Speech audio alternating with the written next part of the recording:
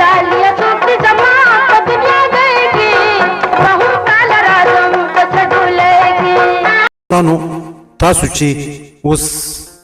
کومه سندره واورېدله د کومې سندرې نومونه چې مې واورېدله دوستانو دا غږ و د ګلنار بیګم. دوستانو هر هغه څوک چې د 1960 میلادي څخه پښتو سندرې اوري یا پښتو فلمونه کتلي وي هر هغه څوک د ګلنار بیګم له نوم سره ضرور اشنا. خو دوستانو ګلنار بیګم ته خدا پاک یو داسې خوږ اواز ورکړی و چې زه په دعوه سره ویلی سم چې د اوسني دور په کمپیوټري دور کې چې هر څه ډیجیټل دی دوستانو، هر څه په ډیجیټل توګه جوړیږي. په دې ډیجیټل کمپیوټرانو کې کم ایکو چې ورکول کیږي، کم ټریکونه چې جوړیږي، کم سر و تال چې ورکول کیږي سندرو ته، دې ته قدرتي خدای پاک تر دې ډېر خوندور غږ ورکړی و. دوستانو دا د خدای پاک یو پیرزوینه وه چې پر ګلنار بیګم باندې یې کړې،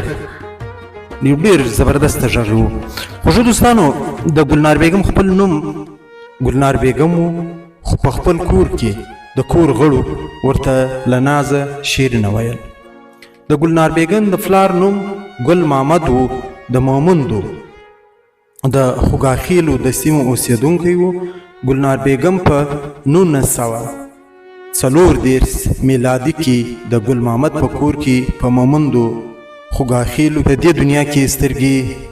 غړولې وې. ګلنار بیګم دوه ورونه لرل، بیدار خان او عجب خان. یوه خور یې لرله چې نوم یې بیبي بیګم. د ګلنار بیګم پلار د کاروبار لپاره د مردان د شابازګړۍ سیمې ته راکډه سول، هم دلته میشته سول. ګلنار بیګم به په ماشومتوب کې ریډیو اورېدله او هم دا وجه وه چې له سندرو ویلو سره شوق پیدا سو. ګلنار بیګم به په ماشومتوب کې په خپل کلي کې په ودو او نورو شادیو کې برخه اخیستله او په نورو پروګرامو کې چې د خوښیو پروګرامونو په دې کې به برخه اخیسته او د کلي ښځو به هر وخت چې هر ځای به شادي وه د کلي ښځو به ورته ویل چې ګلنار بیګم ستا ډېر جادوګر اواز دی، ته به ضرور زموږ په شادي کې سندرې وایې. هم دا وجه وه چې ګلنار بیګم هم په ځان پوه سوه چې زما په اواز کې یو څه سته چې د کلي ښځې هر وخت ما ته وایي چې سندره ووایه. بیا یو داسې وخت راغلی چې د ګلنار بیګم کورنۍ پرېکړه وکړه چې موږ به له مردان څخه باریږو. نو دوی له مردان څخه پېښور ته کډه سو. بیا دوی په پېښور کې میشت سول. خو د وخت له تېرېدو سره سم ګلنار بیګم د واده پرېکړه وکړه چې په بنو کې د عبیدالله نامي کس سره واده وکړ. خو ګلنار بیګم د نورو سندرغاړو په ډول نه وه،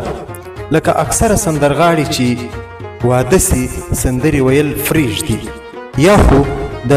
خسرګنۍ له خوا څخه بندیز پر ولګېږي، یا یې په خپله خوښه سندرې پرېږدي. خوند نه ورکوي ځکه چې یو مصروفه ژوند دی په برخه سي، ماشومانې وي، خسرګنۍ وي، خاوندې وي، لیورونه وي، نسي کولی چې سندرې ووایي. خو ګلنار بیګم د هغه ښځو په کتار کې نه وه. دا چې واده سوه لا یې له سندرو سره مینه نوره پیدا سوه، لا یې له سندرو ویلو سره شوق پیدا سو. ویل کېږي چې عبیدالله نامي کس تر ګلنار بیګم وړاندې هم یو واده لرلو، خو اولاد یې نه و، ځکه یې له ګلنار بیګم سره واده وکړ.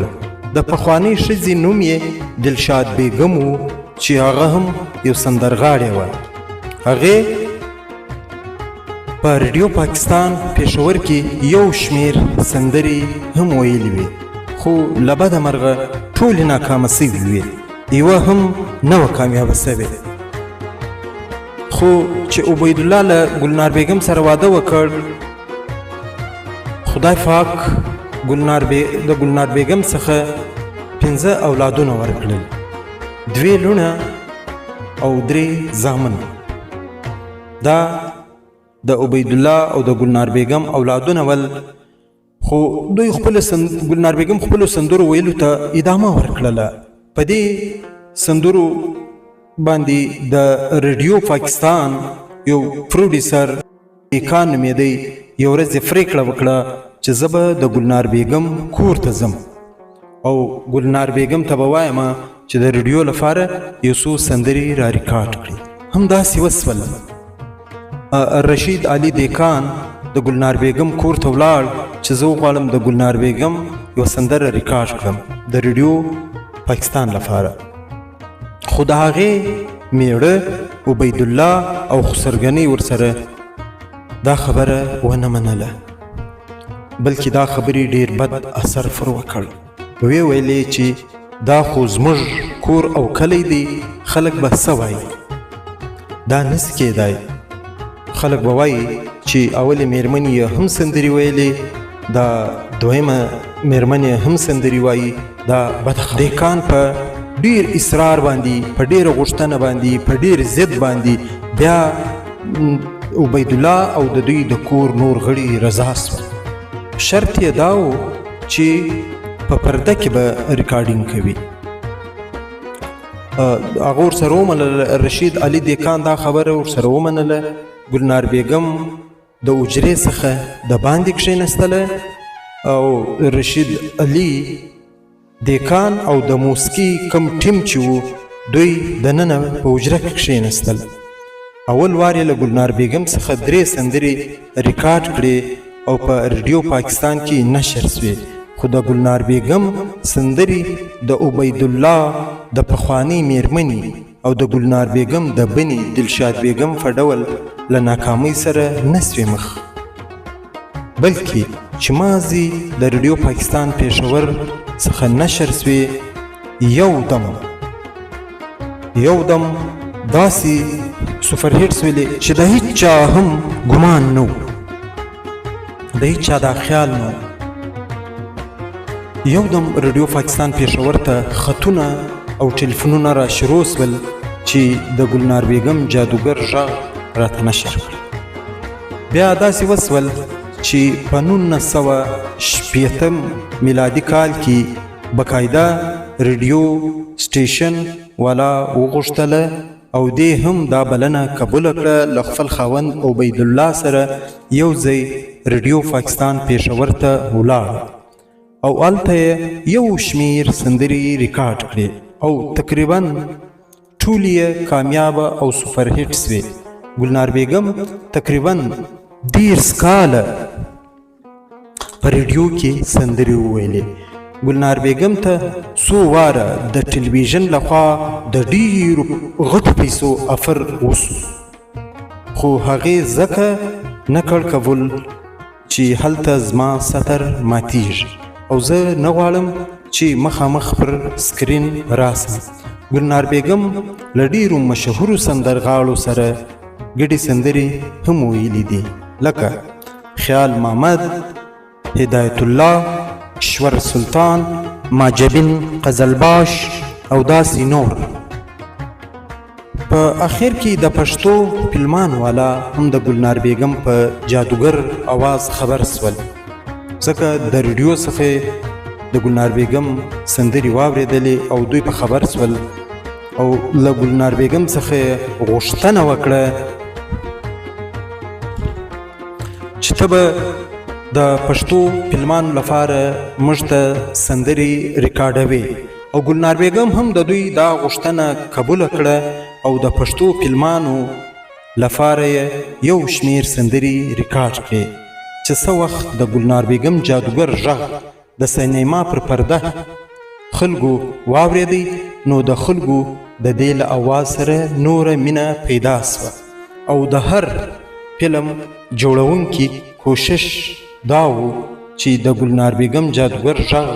په خپل فلم کې ضرور شامل کړي همداسې ګلنار بیګم بې شمېره سندرې د پښتو فلمونو لپاره ریکارډ کړې. په سلګونو